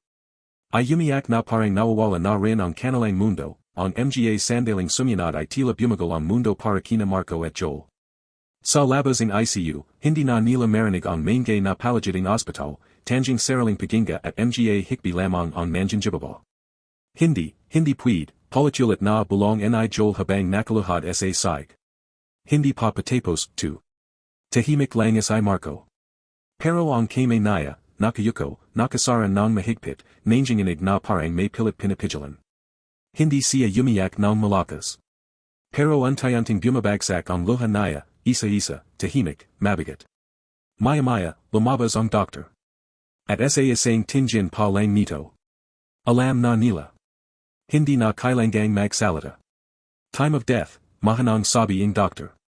Parang biglang nawala ang hangin sa palagid ni Marco. Hindi na naya narinig ang sumunod na salita. Hindi na naya alam kung paano siya napopo sa saig. Hindi na naya alam kung paano naya nabat si Joel. Ang tanging alam naya. Wala na si Aling Rosa. Lola, siga ni Joel, sabi bagsak sa saig. Lola. Bumalik pa kayo. Nayakap naya ang hangin na parang dun pa rin nakatayo ang matanda. Si Marco naman ay nakatayo lang sa gilid. Tahimik. Parang walang buhay ang muka. Parang may bahagi ng mundo niyang biglang pinyati. Kuya, umiyak na tawag ni Joel, kuya, sabihin mo hindi todo, 2. Hindi agad nakasagad si Marco. Pagaraning ilang segundo. Mahina. Joel. Huminga siya ng mabigat. Wala na si Lola. At sa mga salitang ayan. Parang biglang gumuho ang lahat. Kinabukasan, sa maliit na chapeling ospital, nakalatag ang puting kabang. Tahimik ang palagid. Walang maingay. Walang tawanan. Wala ang boses na bumibay sa kanilang tahanan sa lobing maraming tan. Dahan-dahang lumapit sa Ana, bagong dating mula Manila nang marinig ang balita. Lola, mahanang bulong naya habang lumilahad. Hindi naya mapigilan ang pag-ayak. Hindi kayo panabutan. Hinawakan siya ni Joel sa balikat. Kasama pa rin natin siya, mahina niyang sabi. Pero kahit sinabi naya ayan. Alam nilang may kulang na hindi na mapupunan. Si Marco ay nakatayo sa dulo. Nakatingin lang. Hindi umiyak. Hindi nagsasalita. Parang nakapako ang buong katawan naya. Maya-maya, lumapit ang peri. At nagsimula ang dasal. Panjanun, tanggapin mo pa ang kaluluwa ni Aling Rosa. Habang sinasabi ayan. Untayanting bumablik sa isip ni Marco ang lahat. Ang anang ara sa waiting shed. Ang tinapay na hinati-hati. Ang gabing walang tulog dahil sa lagnat nila. Ang mga sakripisyo. Ang mga njiti. Ang mga payo. At ang huling hawaking kame naya. Biglang pumikit si Marco. At dun. Sa anang pagkakataon matapos ang maraming tan. Hindi na naya napigilan. Tuluyan siyang napopo sa likading chapel. Umiyak ng tahimik. Parang batang nawalan ng mundo. Lola, mahina niyang bulong. Bakit pa, iniwan niyo kami. Matapos ang libing, tahimik silang tatlo sa lamang bahay. Mas tahimik kaysa dati. Mas mabigat kaysa animang ara na duman sa buhay nila. Wala na ang upuan na laging inupuan ni Aling Rosa sa umaga. Wala na ang tinig na tumatawag sa kanila para kumain. Wala na ang presensya na kahit tahimik, ramdam nilang buo ang tahanan. Nakapo si Ana sa saig. Si Joel sa hagdan. Si Marco sa labas, nakatingin sa bakuran. Walang nagsasalita. Hanggang si Ana ang anang bumasag sa katahimikan. Ano na tayo na yon? Tahimik. Walang sumagot. Dahil sa todo lang. Hindi rin nila alam. Lumapas ang mga ara.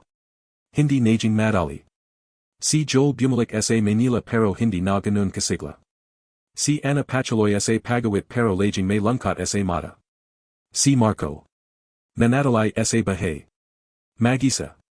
Isang gabi, umulan. Yumupo siya sa perhong waiting shed kung saan anang nakita nila sa Aling Rosa. Tahimik. Basang basa. Parang replay ing nakaran. At sa isip naya. Isang boses ang politulat na bumablik. Hindi kayo naging pabigat. Pangako. Pamilya natin kayo. Napapikit sa Marco habang umiyak sa ulan. Lola, bulong naya. Pano pa kami nayan. Pero walang shumagat. Tanjing ulan lamang ang nakarinig. At sa kabutran ng gabi. Ang batang minsang sinajip mula sa ulan. Nayan ay umiyak sa perhong ulan. Dahil nawala na ang tang naging tahanan naya, lumapas ang ilang buwan pagkatapos ang libing inay Aling Rosa, pero para kina Marco, Joel, at Ana, parang hindi pa rin umandar ang oras. Ang bahay na dadiway puno ng ingay at tawanan ay naging tahimik na parang walang buhay. Si Ana ay pilit na bumablik sa pagawit, pero tuwing mag-isa siya, bigla na lang siyang natutulala. Si Joel naman ay abala sa Manila, pero madalas siyang nakatingin lang sa labas ng bintana habang hawak ang lamang litrato nila ni Aling Rosa. At si Marco. Si Marco ang pinakanagbago. Hindi na siya ganong nagsasalita. Hindi na rin siya madalas ang gumatay. Parang bahagi in kanya ang nawala kasama si Aling Rosa. Isang gabi, umuwi si Joel sa bahay nila sa probinsya. Tahimik siyang pumasak at nakita si Marco na nakapo sa lamang upuan sa labas. Kuya. Hindi agad shumagat si Marco.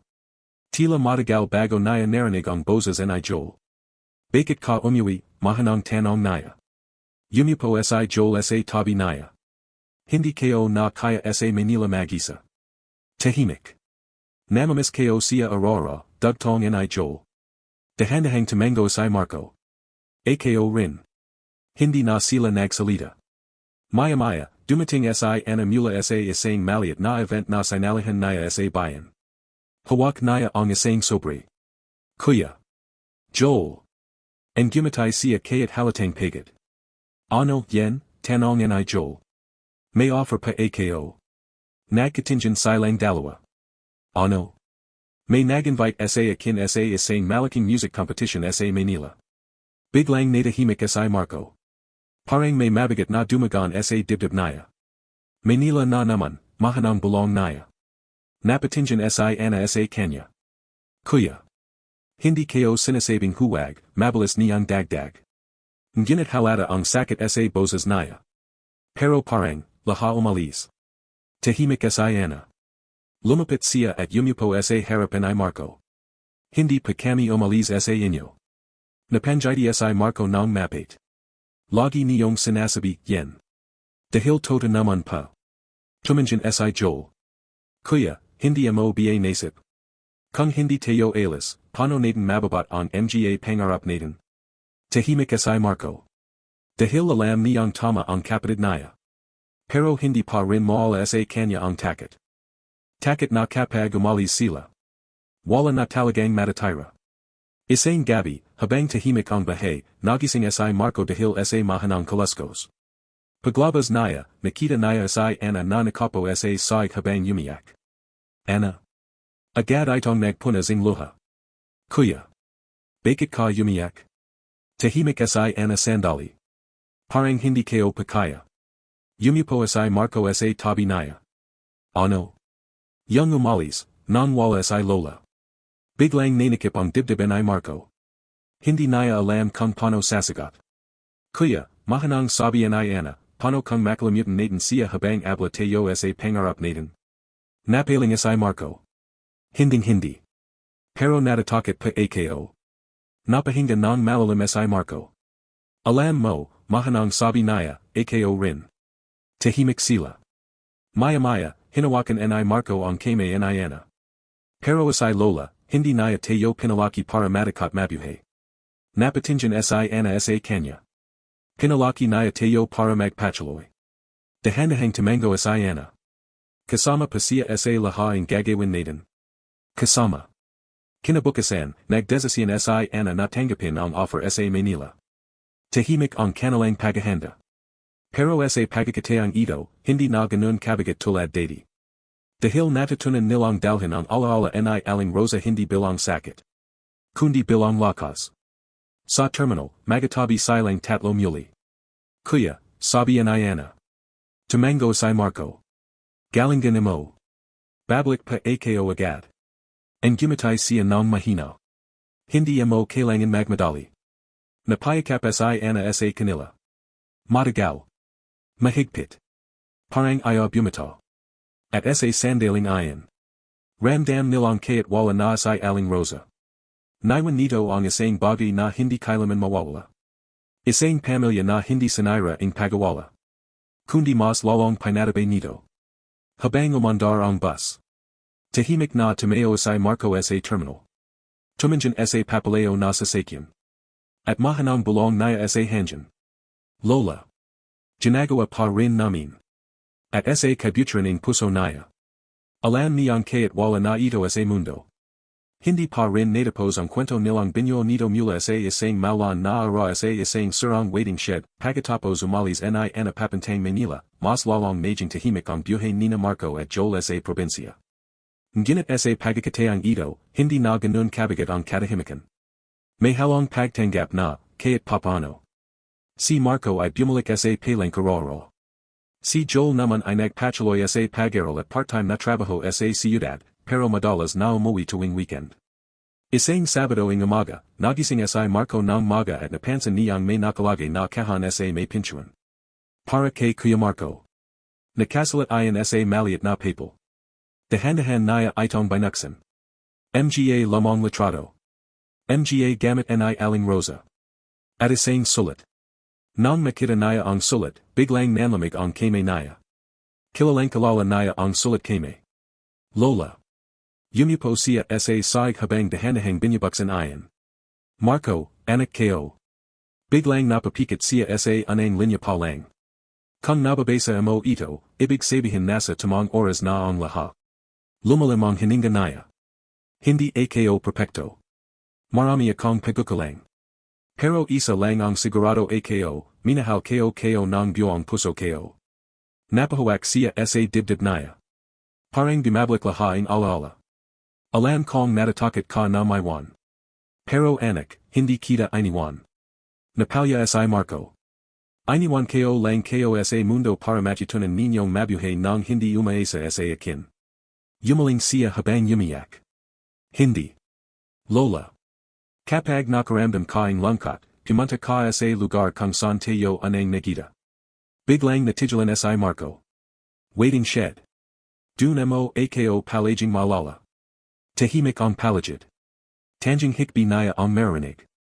Pagkalipas ang ilang araw, pumunta si Marco sa waiting shed. Pareho pa rin ito. Luma. Sarang sira. Tahimik. Yumupo siya sa gitna. Basang-basa man ng ulan, hindi siya gumalaw. Lola, mahanang sabi naya. Bakit pa dito? Walang sagot. Pero sa isip naya, parang naririnig naya ang tinig nito. Huwag kang matakot. Napapikit siya. Hindi ko pa alam kung paano magsimula ulit. Tahimik. Ang hirap. Isang mahanang hanjan ang duman. Parang yakap. Sa Manila, si Ana naman ay abla sa rehearsal para sa malaking competition. Ana, ready ka na, tanong ang coordinator. Tumango siya pero halatang kinakabahan. Habang nasa backstage, hawak naya ang isang maliit na pulang panyo. Panyo ni Aling Rosa. Lola, bulong naya. Para sa inyo pa ito. Paglabas naya sa stage.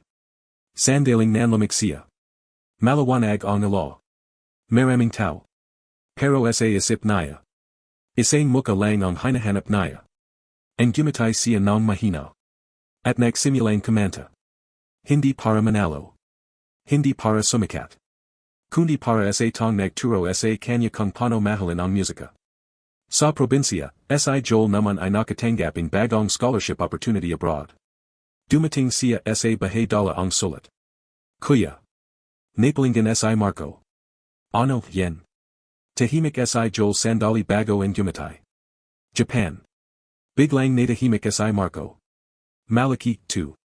Opo. Napatingin si Marco sa kanya. At ano gusto mo? Tahimik si Joel. Gusto ko pong sumama kayo. Yumaling si Marco. Hindi pwede. Bakit? Dito ako nagsimula. Napayuko si Joel. Kuya. Lumapit si Marco at tinapik ang balikat niya. Hindi lahaing pangarap kailangang sabay-sabay machapat. Tahimik si Joel. Pero. Makinig ka. Tuminjan si Marco ng diretso sa kanya. Kung nasanman si Lola nayan, gusto niya tayong makita hindi natigil sa lungkot. Napalya si Joel. Pero ang sakit pa rin. Ang gimatay si Marco ng mahina. Pero hindi tayo dito titigil. Lumapas ang ilang taon. Si Anna ay nakalala na sa music scene. Si Joel ay naging engineer abroad. Si Marco naman ay nagpatuloy sa maliit na negosyo nila sa probinsya. Isa nga ra, bumalik silang tatlo sa waiting shed. Hindi na sila bata. Hindi na sila gutom. Hindi na sila takot. Tahimik silang nakatayo run. Kung nandito siya, mahanang sabi ni Anna. Ang gimatay si Joel. Masaya siya sa atin. Tumango si Marco. Hindi niya tayo iniwan. Tahimik sila. At sa hanjan na duman. Parang may mahanang tinig na bumulong. Proud ako sa inyo. At sa anang pagkakataon matapos ang maraming taon. Ang gimatay silang tatlo ng sabi, pagbalik nila sa waiting shed na ayan, matagal silang nakatayo lang, walang gustong magsalita agad. Parang bawat isa ay natatakot na kapag binuksan nila ang bibig, mawawala ang bigat na nagbibigay sa katahimikan. Si Anna ang anang yumipo sa giliding sur ang upuan. Ang daming nangyari dito, mahanang sabi niya. Tumango si Joel habang nakatingin sa lupa. Dito nagsimula lahat. Si Marco naman ay tahimik na nakatayo lang, nakatingin sa luma at kupas na bubonging shed. Hindi lang dito nagsimula, mahanang sabi niya, dito tayo inaligtas. Biglang natahimik silang tatlo. Sa hanjan, parang bumalik ang mga alaala, ulan, lamig, gutom, takot, at isang matandang babaeng huminto para sa kanila kahit walang ibang tumigil. Kung hindi dahil kay Lola, hindi na natuloy ni Anna at napayuko. Hindi niya kayang tapusin ang sasabihin. Hindi tayo magiging ganito, mahanang dugtong ni Joel. Tahimik si Marco. Pero sa pagkakataong ayan, hindi na sakit ang nararamdaman niya. Kundi paganawa. Alam ninyo, mahanang sabi niya, lagi kong inisip na siya yung nagligtas sa atin noon. Napatingin sina Anna at Joel sa kanya. Pero nayan, huminga siya ng malalim, naisip kayo, baka tayo rin yung nagligtas sa kanya. Napatahimik sila. Paano, tanong ni Anna. Yumipo si Marco sa gilid nila. Dadi ra, hinihintay na lang niya matapos ang buhay niya. Tahimik. Pero dumating tayo. Napayuko si Joel. At binigyan natin siya ang dahilan para magpatuloy. Napalya si Anna. Kung ganon, hindi lang tayo niya inalagaan. Tumango si Marco. Tayo rin ang naging dahilan kung bakit siya muling nabiyahe. Sandaling katahimikan. Tanjing hanjan ang duman sa surang bubong. Parang may yumakap sa kanila na hindi nila nakikita. Maya-maya, tumayo si Joel. Kuya. Bakit? Nalala mo, yung pangako natin. Napatingin si Marco. Alan. Yung babawi tayo sa kanya. Tahimik si Marco. Dahan-dahang tumango. Hindi na natin mababawi yung mga panahong nawala. Humigpit ang panganaya. Pero pwede nating ipagpatuloy yung binigay niya sa atin. Napatingin si Anna. Ano yun? Ang gimatay si Marco ng bahagya. Pamilya. Lumapas ang mga ton muli. Sa isang maliit na barrio, may bagong gusali in community center. May libreng pagkain para sa mga bata. May libreng aral para sa mahihirap. At sa harap in gusali. May maliit na plaque. Para kay Aling Rosa, ang babang nagbukas ang tahanan para sa mga batang walang matakbihan. Si Marco ang nagbukas ang center. Si Joel ang tumulong magpateo mula sa abroad. Si Anna ang nag-organize ang music program para sa mga bata. Isa nga ra, habang abla ang mga bata sa loob, tahimik na yumipo si Marco sa labas. Duman si Joel. Kuya, ayos ka lang. Tumango siya. Yumipo si Joel sa tabi niya. Ang leo na ang narrating natin. Napanjiti si Marco. Hindi tayo ang nakarating dito. Napatinjan si Joel. Sino. Tumanjan si Marco sa Gusali. Sia. Tahimik si Joel. At sa sandaling iyan. Pareho nilang nintindihan. Hindi man nila nakikita si Aling Rosa. Bawat bagay na itineo nila, bawat batang nachalungan nila, bawat pangarap na natupad. Lahat iyan ay nagpapatuloy ang kanyang alaala. Kinagabihan, umuwi si Marco sa lamang bahay nila. Tahimik. Ngunit hindi na malungkot tulad dati. Yumupo siya sa haraping lamang upuan ni Aling Rosa. Lola, mahanang sabi niya. Natapos na panamin yung pangako natin. Tahimik. Parang inasahan niyang may sasagot. At sa katahimikan ng gabi. Parang may mahanang tinig na bumalik. Alam ko. Napanjiti si Marco habang umiyak. Salamat pa. Tumayo siya. At sa huling pagkakataon, tiningnan niya ang buong bahay. Hindi na ito bahay ang lungkot. Kundi bahay ang alaala. At sa puso niya. Alam niyang kahit wala na si Aling Rosa sa mundo. Hindi kailanman nawala ang presensya nito sa buhay nilang lahat mula sa maliit na community center na itineo nila, unti-unting lumawak ang proyekto. Dumadami ang mga batang natutulungan, mga pamalayang nababigyan ng pagkain, at mga kabatang nababigyan ng pagkakataang makapag-aral. Ang dating simpleng pangarap lang na makabawi, ay naging isang mas malaking misyon, isang tuloy-tuloy na pagbibigay ng pag-asa. Si Ana ang madalas na makita sa entablado ng mga outreach program, kumakanta hindi para sa katanayagan kundi para sa mga batang tulad nila noon. Si Joel naman, sa kabila ang trabaho niya sa ibang bansa, ay patuloy na nagpapadala ang suporta at mga idea para sa pagpapanlat ng mga proyekto. At si Marco. Si Marco ang tahimik na pundasian ng lahat. Hindi siya mahilig sa spotlight. Pero siya ang unang dumarating at huling umalis sa bawat aktibidad. Siya ang nagasikaso ng mga bata, nagayos ng gusali, at tahimik na tinitiyak na walang batang mawi ng gutom. Isang ara, habang nakapo siya sa harap ng community center, isang batang babi ang lumapit sa kanya. Kuya Marco. Mahanang sagot niya. Bakit pa ninyo tinutulungan ang lahat? Tahimik si Marco. Sandali siyang napatinjan sa malayo, sa mga batang tumatakbo sa bakuran, sa mga pamalayang nakangiti, sa buhay na unti-unting nabuo. Ang gumatay siya ng mahina. May isang tang tumulong sa amin noon, kaya't walang kapalit. Nazan na pa siya. Tahimik si Marco. Tumanjan siya sa langit. Kasama na siya ang mga bituin. Napatinjan ang bata sa itas. Bituin pa ba siya? Tumango si Marco. Bakit pa? Dahan-dahang huminga si Marco. Kasi kaya't wala na siya dito, nagbibigay pa rin siya ang liwanag. Lumapas ang maraming taon pa. Ang waiting shed na dati nilang tinirahan ay hindi na wasak. Ineos ayan ang community project nila. Hindi na ito sira at madalim, kundi naging isang maliit na memorial garden. May bangko. May mga bulaklak. At sa gitna. Isang lamang larawan ni Aling Rosa, nakangiti habang hawak ang kamay ang tatlong batang basang-basa sa ulan. Dumating sina Marco, Joel, at Ana sa pagbubukas ang garden. Hindi na sila bata.